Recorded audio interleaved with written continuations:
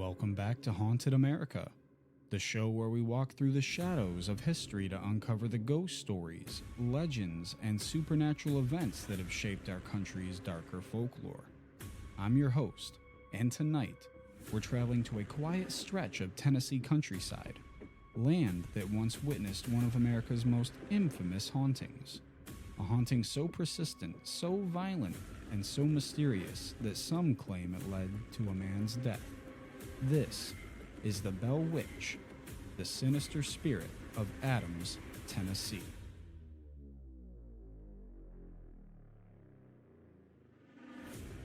Before we get into the episode, if you guys have any haunted tales or recommendations on future episodes, you can email me at hauntedamericapodcast@gmail.com. Follow us on Facebook, YouTube, any way you guys can get a hold of us. Now, let's get into the Bell Witch.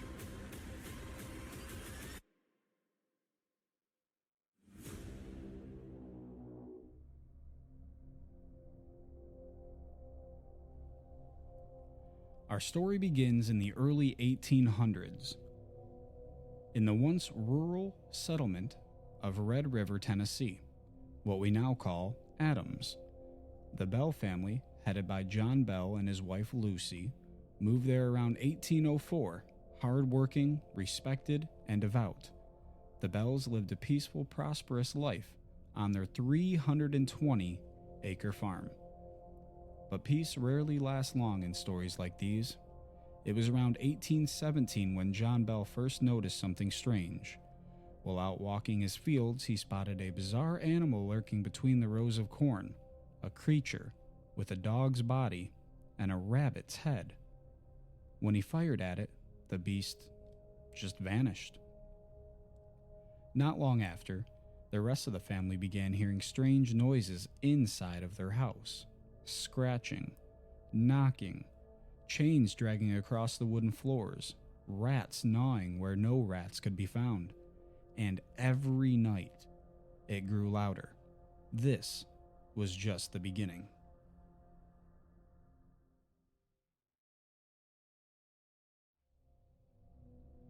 Alright, before we dive back into tonight's haunted tale, I've got to tell you something that actually keeps me going through all these late night investigations, and that's Dubby Energy.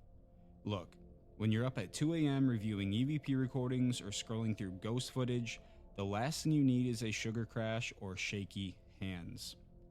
Dubby gives you clean, focused energy. No jitters, no crash, and definitely no creepy side effects. It's packed with natural caffeine, vitamins, and nootropics. Everything you need to stay alert when the shadows start to move. And if you want to try it yourself, here's a little treat. Or maybe a trick. Head to dubby.gg. Use the code HAUNT10 at checkout to save 10% on your order. That's HAUNT10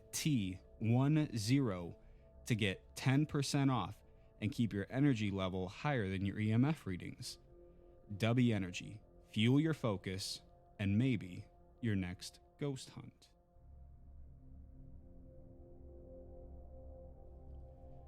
As weeks passed, the invisible intruder became more aggressive. Bed sheets were yanked off sleeping children. Pillows were tossed across the room. The youngest Bell children reported that someone or something was pulling at their hair. And then, the spirit found its voice. At first, it whispered, low, breathly murmurs that no one could fully understand, but slowly, whispers grew into full words. Eventually, the entity claimed to be... Hold on here, ready, written? Bell, no. Bell Witch of Old Kate Batts.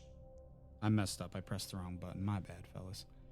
Kate Batts was a real neighbor, known for being eccentric and outspoken. Many believe the association was born simply from local gossip. But the name stuck. The Bell Witch's voice could speak clearly, sing hymns, mimic others, and sometimes hold full conversations. Neighbors began visiting the Bell farmhouse just to ask the spirit questions, and the entity seemed to enjoy performing, answering in sharp, sarcastic tones or shouting at guests that it disliked. One visitor asked what the spirit was. The reply, I am a spirit. I was once happy, but have been disturbed. disturbed by what? It never fully explained. But the spirit's favorite targets became clear: John Bell and his daughter, Betsy. I promise that's my last time using that voice too. I don't know if it's annoying to you guys or not, but moving on. 14-year-old Betsy seemed to suffer the most. She was slapped, pinched, scratched, and stuck with pins, sometimes in front of witnesses. Her torment began to become worse whenever her fiancé, Joshua Gardner, was nearby. The spirit made its hatred for the relationship very clear. Whenever the couple tried to walk together through the woods, the Bell Witch would scream, groan, and even, stranger, sound off like an angry pack of animals following close behind. The spirit's nuts. Eventually, the torment became unbearable, and under pressure from the haunting, Betsy broke off the engagement. Many believe that it was the spirit's intention all along, and if so, it ended up succeeding. But Betsy wasn't the only target. The witch reserved her deepest hatred for John Bell, the family's patriarch. He was struck with mysterious episodes of facial paralysis. His tongue would seize, his jaw would lock. The spirit taunted him constantly, calling him Old Jack and threatening to kill him. On the morning of December 20th, 1820, John Bell slipped into a coma. The family discovered a strange vial of black liquid in a cupboard, one that no one recognized. When they asked the Bell Witch about it, the spirit gleefully announced, "I gave Old Jack a dose last night. That fixed him." John Bell died later that day. At his funeral, one of the largest in the county, the witch's voice rang out over the mourners, laughing and singing songs until the crowd dispersed. Many locals believed the witch had accomplished its goal. After John Bell's death, the activity decreased. The spirit announced it would leave, but promised to return in 7 years, and according to surviving accounts, it did. In 1828, it allegedly visited John Bell Jr., holding long conversations about philosophy, religion, and the future. After a few weeks, it departed once again, this time promising to return in 107 years. That would have been 1935 for those of you keeping track at home.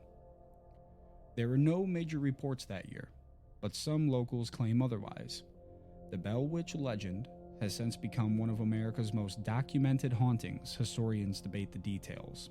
Skeptics cite folklore exaggeration. Believers insist the accounts were consistent, credible, and simply too numerous to ignore. Today, the Bell Witch Cave on the original property attracts thousands of visitors. Some report cold spots, disembodied voices, and the feeling of being watched. Others leave claiming they heard a whisper right behind them, just before something unseen tugged at their hair. So what really happened on that quiet Tennessee farm? Was it a malicious spirit, a family tragedy magnified into legend, or something else entirely? Whatever the truth is, the Bell Witch remains one of America's most chilling supernatural mysteries. Thank you for joining me on Haunted America. If you enjoyed this episode, don't forget to follow, share, and leave a review. And remember, in every corner of this country, something haunting is waiting to be discovered. Until next time, sleep warm and don't answer when the walls start whispering.